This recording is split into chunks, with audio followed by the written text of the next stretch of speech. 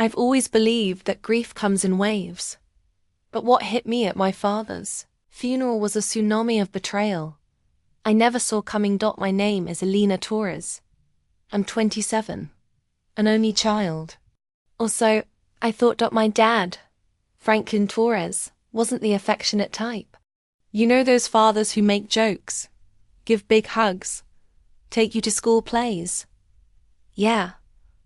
Mine wasn't that. He was distant, always busy, quiet, but I loved him because he showed up, paid the bills, put food on the table, protected us in his own cold way.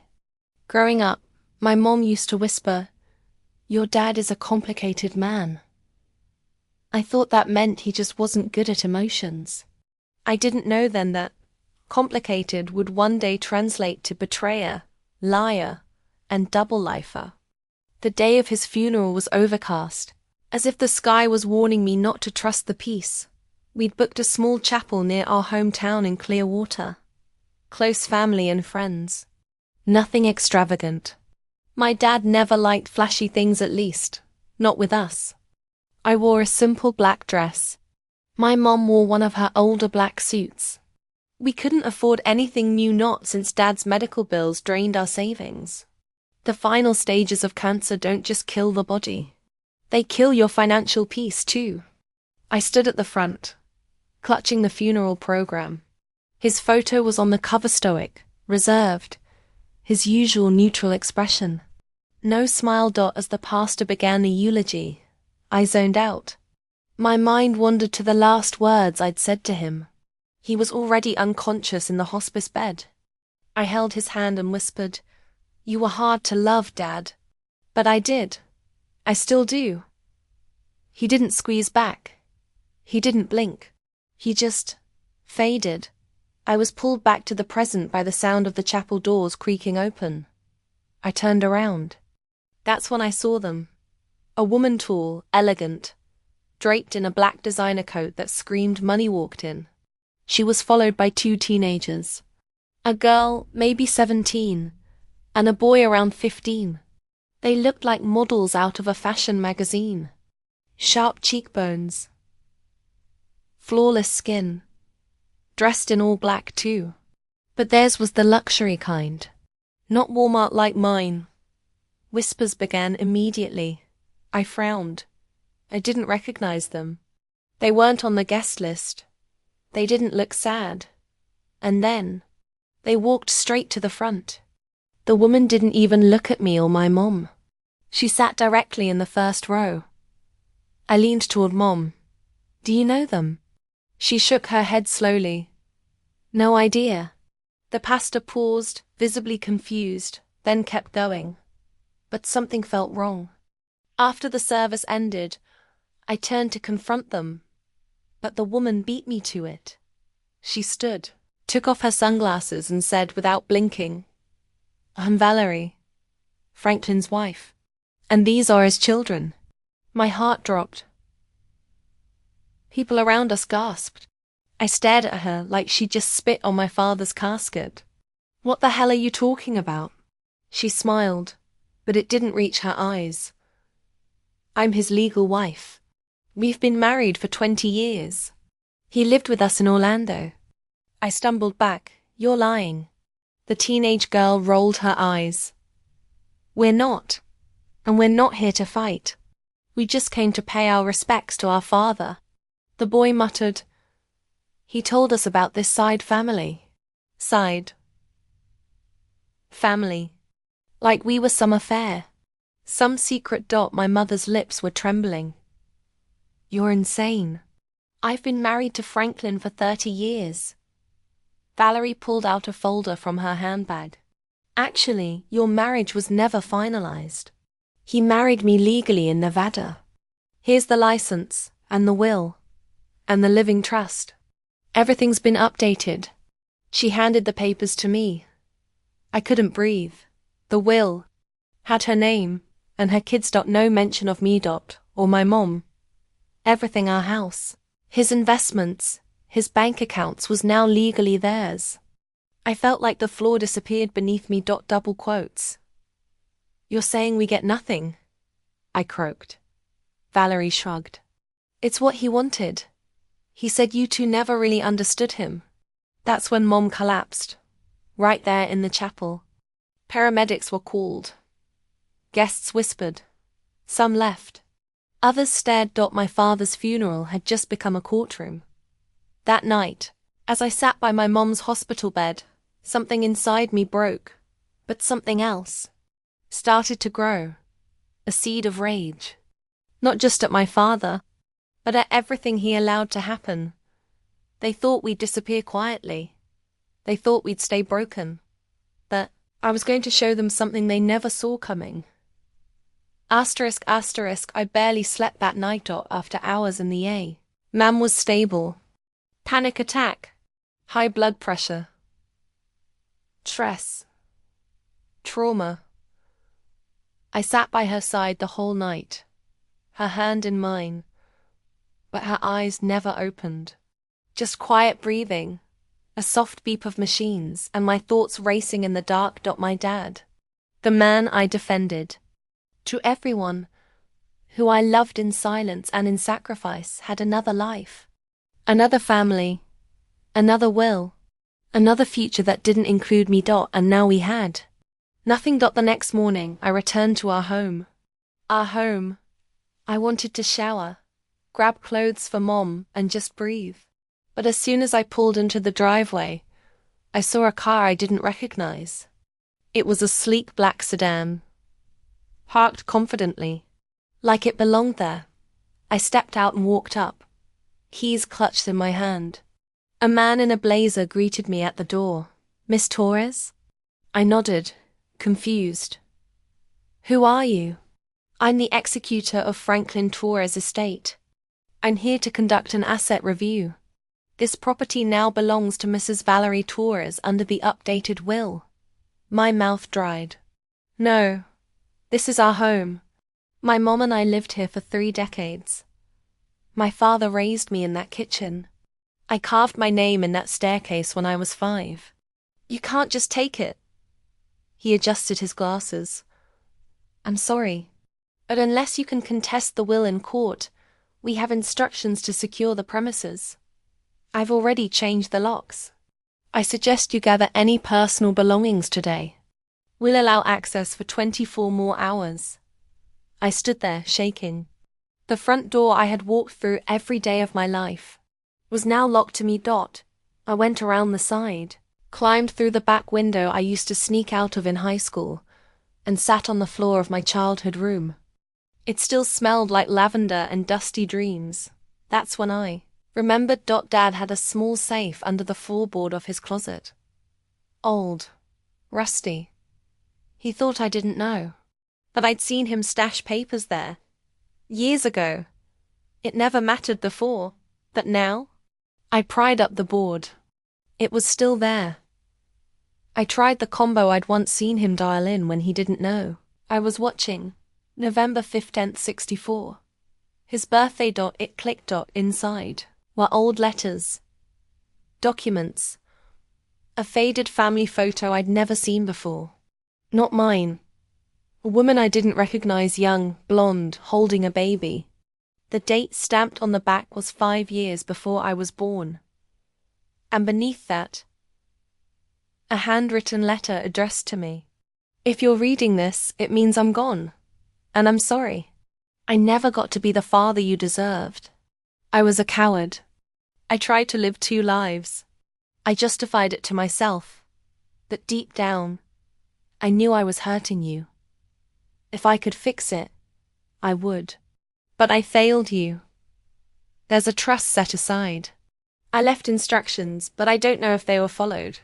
Valerie is smart, too smart. I hope you find the truth.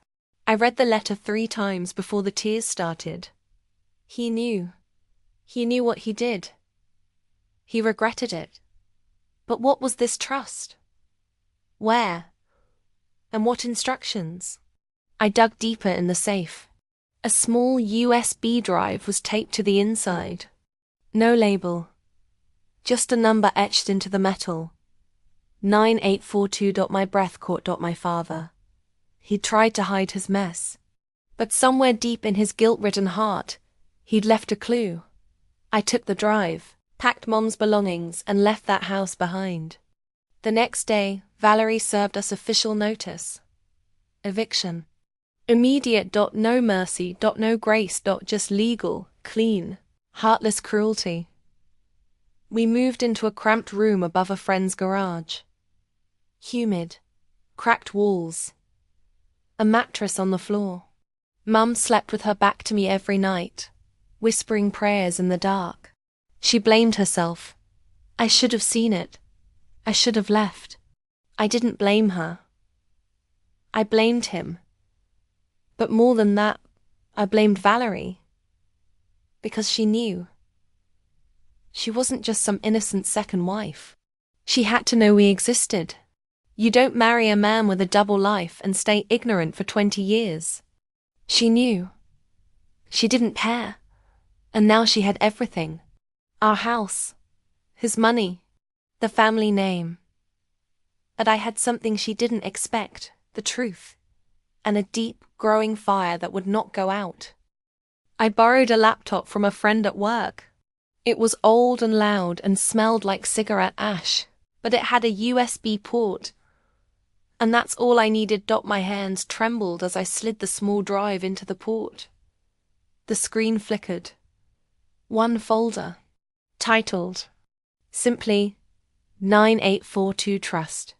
I clicked it open. Inside was a PDF document and a scanned letter from a law firm. My heart hammered. The document was titled, Amended Living Trust, Secondary Beneficiary Plan. I squinted, reading each line like it held my future. Because maybe, just maybe, it did. According to the file, 6 months before my father died, he updated his estate plan. There were 2 key pieces: a sealed trust account locked under a clause that required proof of emotional abuse, coercion, or legal misconduct from the primary beneficiary, Valerie. A secondary heir me. But here's the kicker. The clause could only be triggered if I uncovered fraud on my own. If the trust was opened without proper cause, it would default back to the first will. Basically, my father left me a treasure map and a trap. And if I failed, I'd lose everything. I read the scanned letter attached to it. It was from his private attorney. It stated, Ms. Alina Torres is to be given access to this trust only if she presents independent proof that Ms. Valerie Torres exerted undue influence over Franklin Torres in his final year. All assets will transfer to Alina upon court confirmation of such evidence. If no proof is presented, the trust remains sealed. It was vague, dangerous, but clear. He was trying to undo his mistakes. And now it was on me to finish what he couldn't. But where do you even begin to prove something like coercion? I didn't have money for lawyers or investigators. What I had was time, fire in my blood, and Google. So I started with public records. Every night after work waitressing at a diner off the highway, I'd come home, grab the laptop, and dive into anything I could find. Marriage licenses, property transfers, business names tied to Valerie. And eventually, something surfaced. Valerie's maiden name was Marino, and 6 years ago, she was sued for elder fraud by her own uncle, a case that was quietly dropped after a private settlement. But there it was, a whisper in the court records. That was my first crack in her perfect glass mask. If she had a history of manipulating older men, this wasn't an accident. I printed everything, highlighted every name, built a timeline. Who she met, where she moved, which addresses overlapped with Dad's business trips. I found one overlapping address in Orlando, a high-end condo building. So I called them, pretended to be a potential tenant, and I asked casually, "Hey, was a Franklin Torres ever on the lease?" My uncle said he used to live there. The receptionist didn't even pause. Oh, yeah, he and Valerie Moreno were tenants for almost 4 years. 4 years. While living with us. The rage that rose in my throat was hard to swallow. But I had something now. I made a binder. Labeled it Truth. Filled it with every piece of evidence I could scrounge together. Meanwhile, Valerie moved fast. She held a public estate sale. My dad's watch. Gone. His classic record player. Sold to a collector. The old bookshelf he built by hand. Hauled off for $80. I saw the ad on Facebook Marketplace. I showed up, hooed up, heart racing, and watched as strangers picked through my childhood memories. And there she was, Valerie, laughing with her daughter, sipping coffee like nothing had happened. That was the moment. The exact second I knew I wasn't just going to fight back, was going to ruin her. Not with fists. Not with chaos. With precision. I'd bring her down using the same things she loved. Most. Paperwork. Asterisk. The next step wasn't loud. It was quiet, methodical.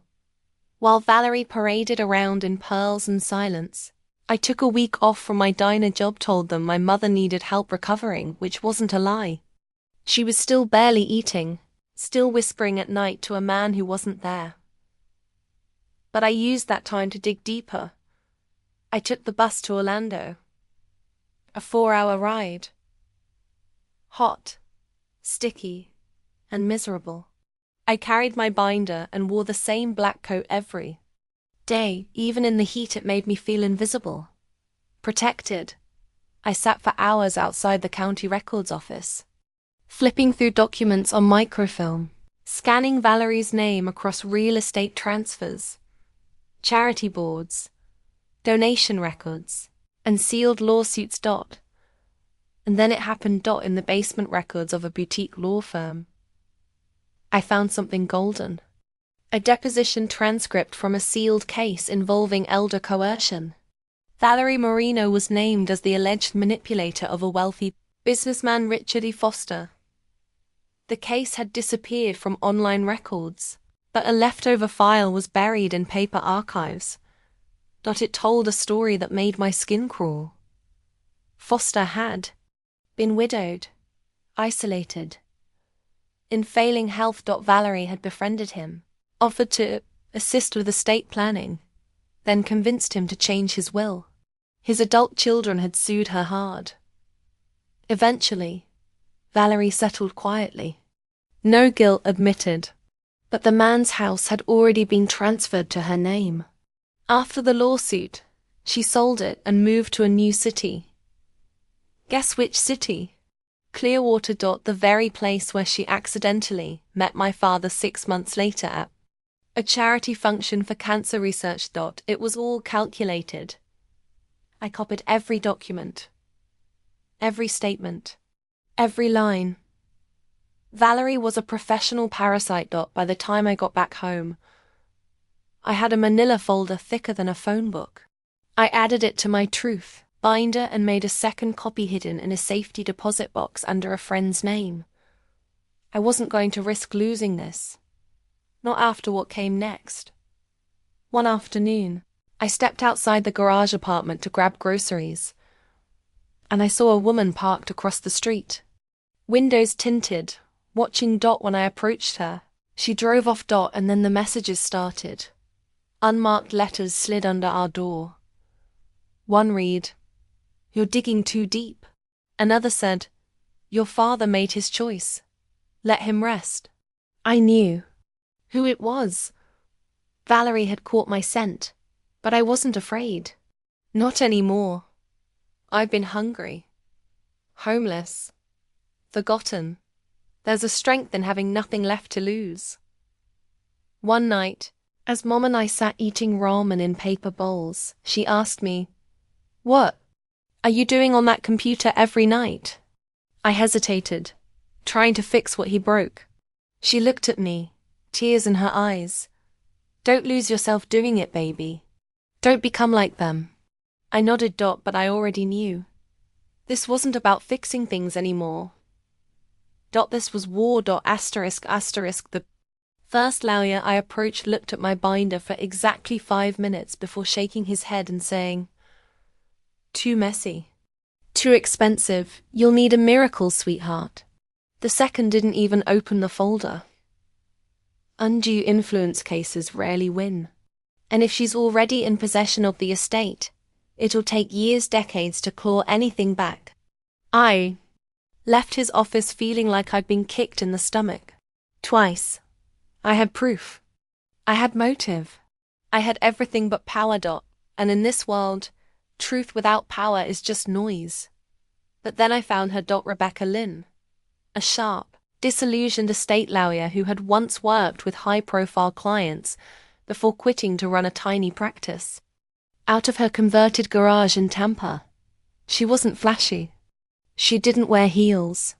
But when she flipped through my binder, her eyebrows rose. She read every page. Then she looked up and said, "You're not crazy. She's a predator." Tears welled in my eyes. "So you believe me?" "I don't just believe you," she said. "I think we have a case. But we'll need more than documents. We'll need strategy." Rebecca got to work immediately. She requested transcripts, reached out to the original trust attorney from the USB letter, and filed quiet notices of intent to investigate Valerie's use of power over my father's estate. We also discovered something else, a small but significant clause in the trust. One line buried in the amendment my father made 6 months before he died. It read, "In the event of suspicious or non-transparent liquidation of assets, the trust is to be frozen pending court review under Clause 4D. That clause had never been enacted. Why? Because no one knew it existed, except the person who found the USB. Me. Rebecca filed a formal request to freeze the trust using Clause 4D. If successful, it would lock down all of Valerie's assets that were tied to my father's will, including the house, the business shares, and the money she was currently enjoying. We filed it anonymously at first. Valerie wouldn't even know until it hit. But just as we started to get traction, the case took a dark turn. One night I came home and found the door ajar. The lock was smashed. I rushed inside. My laptop gone. My binder missing. My backup files, flash drives, even the old letters from the safe vanished. But whoever broke in missed something. They didn't find the second binder I kept hidden in a shoebox under my mom's bed, or the copies I scanned and emailed to Rebecca days before. They tried to erase my war chest. They forgot I was already armed. The next morning, I got a call from Rebecca. Her voice was calm but tight. "Alina, she's preparing to sell the Clearwater house. Fast, quiet deal. No listing. It's a cash sale to a third party. If it closes before our freeze order goes through, she liquidate and disappear." My voice cracked. "How much time do we have? 3 days? Maybe 2. I physically ran to the courthouse. We filed an emergency motion to expedite the freeze order. And in the chaos of filings and motions and notarized panic, I caught sight of Valerie across the marble lobby. She was there, with her slick lawyer, looking as polished as ever in a pearl grey blazer and $1,000 shoes. She turned and saw me. Her eyes narrowed. Then, for the first time since the funeral, she walked up to me. She didn't raise her voice. She didn't make a scene. She just leaned close and whispered, "You don't know who you're playing with." I smiled back. "I think I do. That's why I'm winning." The court freeze order went through. Rebecca called me that night. Her voice didn't crack. Rebecca Lynn never cracked. But there was a thrill in her tone I hadn't heard before. "We did it, Alina.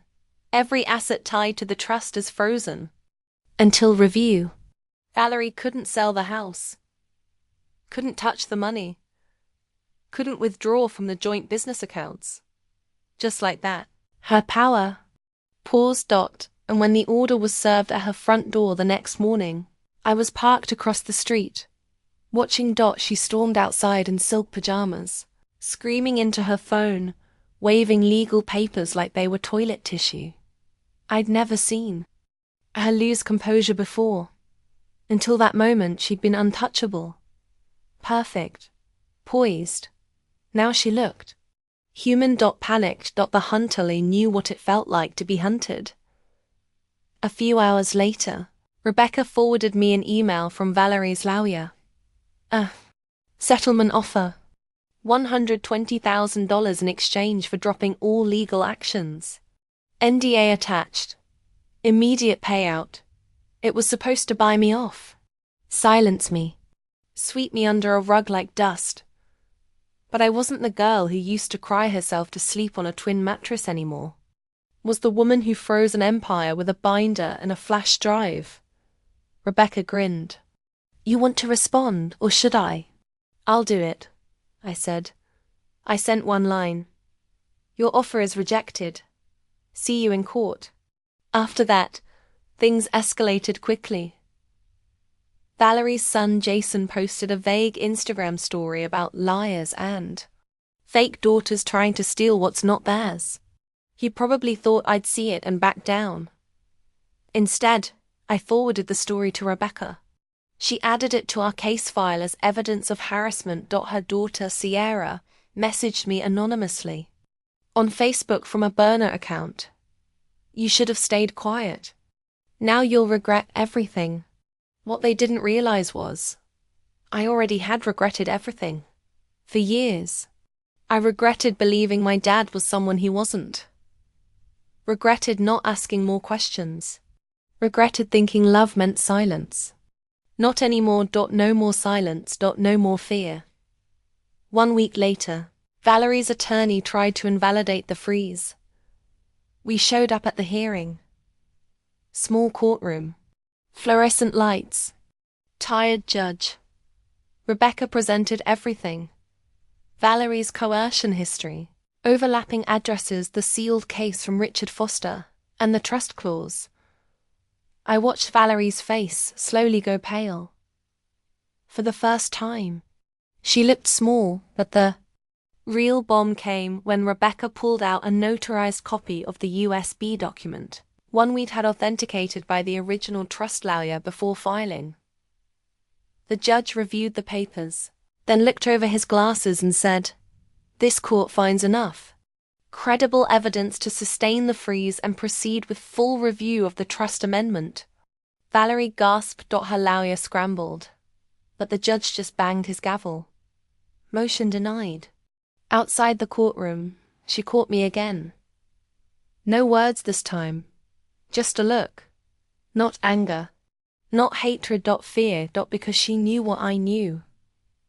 This wasn't the end. This was only the beginning. Asterisk. The formal hearing was scheduled for 30 days later. 30 days to prepare for the biggest battle of my life. Rebecca shifted into full gear. She subpoenaed phone records, financial documents, and witness statements. She called in forensic accountants. We even tracked down Richard Foster's family, the man Valerie had previously manipulated. His daughter Amanda agreed to testify via affidavit. And during that time, Valerie began to unravel. Her Instagram turned quiet. Her shopping sprees stopped. Rumor had it her country club membership was suspended. That $2 million lifestyle? On pause. Turns out, when someone locks your accounts and freezes your husband's estate, credit cards stop working too. One night, I got a text from an unknown number. Meet me. Alone. 10 p.m. Clearwater Pier. At first, I thought it was a trap, but something told me to go. I wore a wire. Okay, not a real one. Just voice record on my phone, stuffed in my bra. When I arrived, Valerie was already there. No makeup. Hair pulled back. For the first time. She looked exhausted. Mortal. She didn't speak for a full minute. just stared out at the dark water. Then she said, "You're smarter than I thought." I folded my arms. "You're colder than I imagined." She exhaled slowly. "I didn't come to fight. I came to ask why keep going. Take the settlement. Walk away. Live your life." "You mean the life your lies tried to bury?" She laughed once. Bitter. "You think you're winning? Even if you win the trust, it won't fix your childhood. It won't bring your father back." "No," I said quietly. "But it might stop you from doing this to the next man. And his daughter." She turned to me then, really looked at me. "He loved you, you know?" I blinked. "Then why did he erase me?" Her voice cracked for the first time. "Because I told him to." The words were ice. Sharp. Final. She didn't wait for a response. She walked away, her heels clacking across the wooden pier until they disappeared into silence. I stood there, alone, the audio still recording, my hands trembling, but not from fear, from clarity. This was never about money, that it was about control. She had controlled him. And now, I would control everything she thought she owned. When trial day came, I was ready. Courtroom was packed. Journalists, curious strangers, even some of Valerie's friends, dressed in muted tones, pretending they weren't curious about the fall of the Queen. I took the stand first. I told the truth, not just about Valerie, but about my dad. I didn't sugarcoat it. I told them how cold he could be, how distant, how much I wanted him to love me, and never knew how to ask. I told them I still kept a voicemail of him saying, "Be safe, kid," like it was a lullaby. Then Rebecca presented the USB file, the trust clause, elder fraud case, the subpoenaed voice message Valerie left on her former lawyer's line, screaming, "Shred the backup. She's digging too close." Every brick she'd built her lie with came crashing down. Valerie didn't testify. She pled the fifth, and when the judge issued his final ruling, he awarded full control of the secondary trust to me. The estate, the house, the stocks, everything. He even ruled that Valerie had committed material fraud, violating the original trust's conditions, and ordered that she return every liquidated asset within 90 days or face criminal charges. When we walked out of the courtroom, reporters swarmed. One asked, "Alina, what are you going to do now that you've won everything?" I looked straight into the camera, and I said, "I didn't win everything. I just took back what never should have been stolen." Asterisk, asterisk. You'd think victory would feel like fireworks. It didn't. It felt like rain after a drought, gentle, quiet, necessary, and still, full of ache. I stood alone in the hallway of the courthouse, the final judgment still echoing in my ears. My mother wasn't with me, she was home, crying softly in the corner of our now paid-for apartment. Not because we won, but because we were finally free. That night, I returned to the house, the one I grew up in, the one that Valerie tried to sell off like a clearance item. It had been locked, untouched for months, but the court order gave me back the keys. I stood at the front door for a full minute, just staring at the peeling paint and the rusting mailbox. And then I stepped inside. The air was still, dusty, like time had stopped the day we left in the living room. I found the old bookshelf my father built, half empty, half collapsed from poor handling. In the kitchen, there were scratch marks on the counter, where Mum used to slice mangoes every summer. Memories flooded me. Not all good, but mine. I walked upstairs to his office, still locked. I picked the lock with a bobby pin like I used to in high school. Inside, chaos.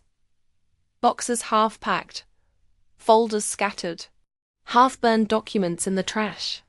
It looked like someone tried to erase, The evidence of a life halfway through but gave up before they could finish. I found an old photo album under the desk. Hidden between medical receipts and a bottle of expired antacids. Inside were photos I'd never seen before. Me, at 5, holding his hand at a beach. Me, at 10, blowing out birthday candles while he stood in the corner with a rare, small smile. Me, at 16, asleep on the couch, a blanket covering me. I don't remember pulling up myself. And a note on the last page. To Alina, I don't know how to be the man you deserve, but I hope one day you'll know I tried. I never stopped loving you. Dad, I sat on the floor and cried. Not out of grief, but from the complicated, broken love I didn't know still lived inside me. Because the truth is, I didn't hate my father. I hated what he let happen. But part of me still remembered the man who taught me how to ride a bike, who sat quietly through my spelling bee, who slipped cash under my door the week my car broke down. I could grieve him, and still expose the woman who stole his will. Both could be true.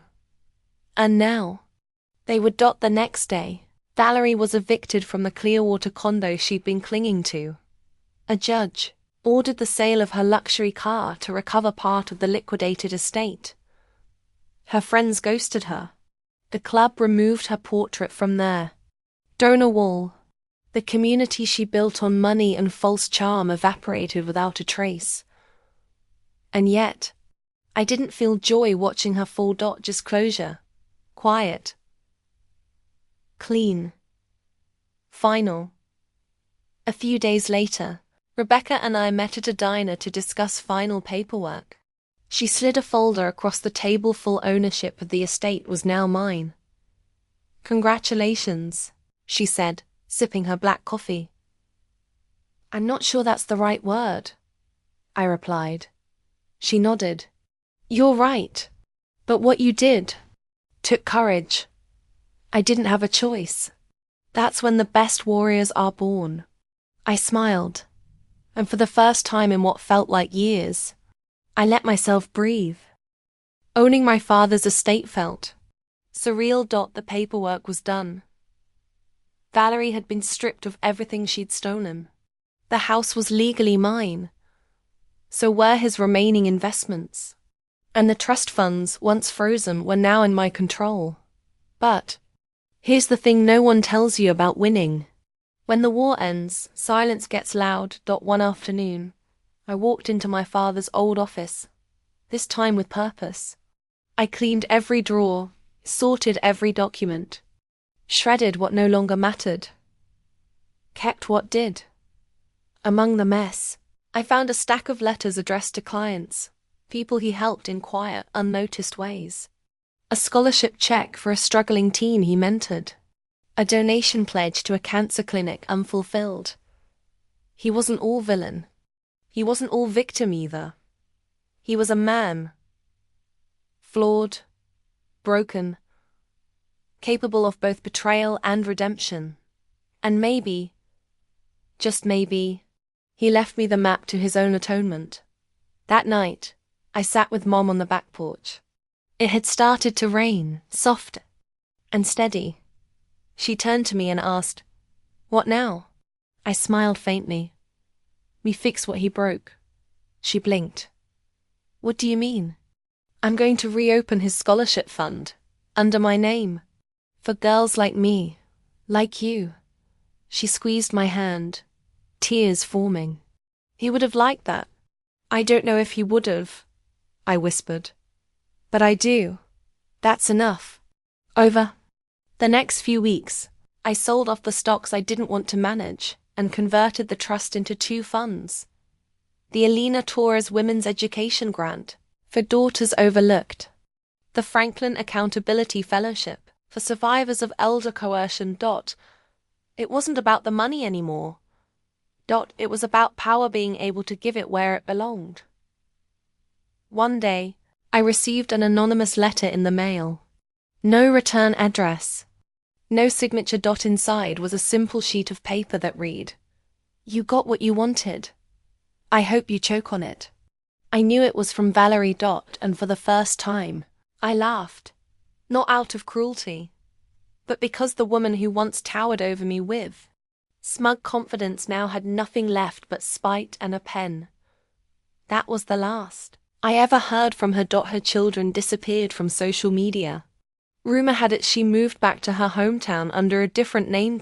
As for me, I kept the house, not to live in but to renovate. I turned the upstairs into a reading lounge for underprivileged teens, the downstairs into a legal literacy workshop space. Nothing flashy, just real, necessary. I found peace not in punishing Valerie, but in reclaiming my narrative. Because the truth is, she didn't steal my father. He gave himself away. But he also gave me the tools to take my life back. The final scene?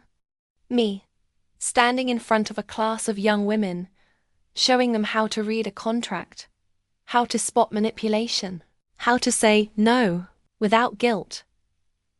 Because that's legacy. Not what you leave behind in a will, but what you plant in others. The months that followed were a whirlwind. After the courtroom victory, the media spotlight faded, but my life didn't slow down.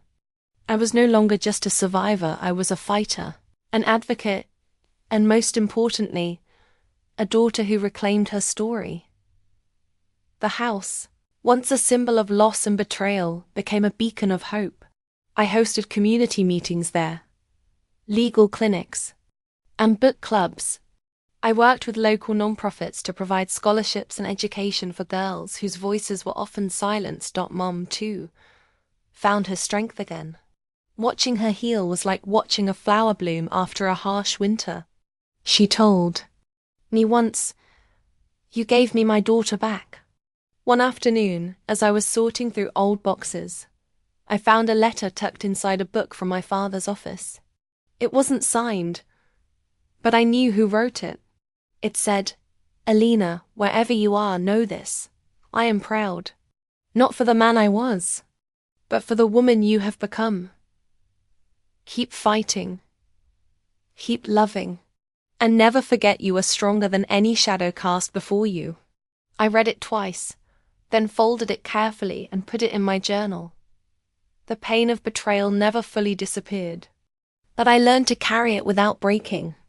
It shaped me, yes, but it didn't define me. And Valerie, her chapter closed quietly.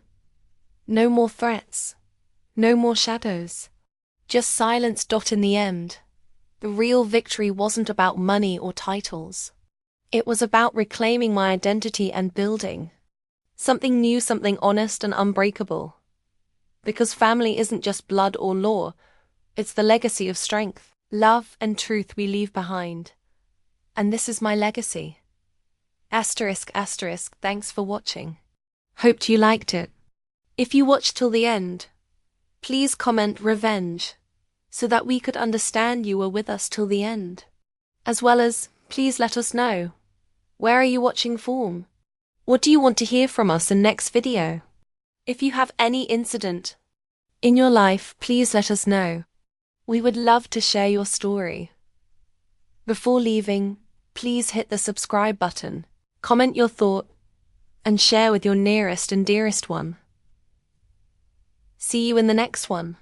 Until to the next one. Stay happy.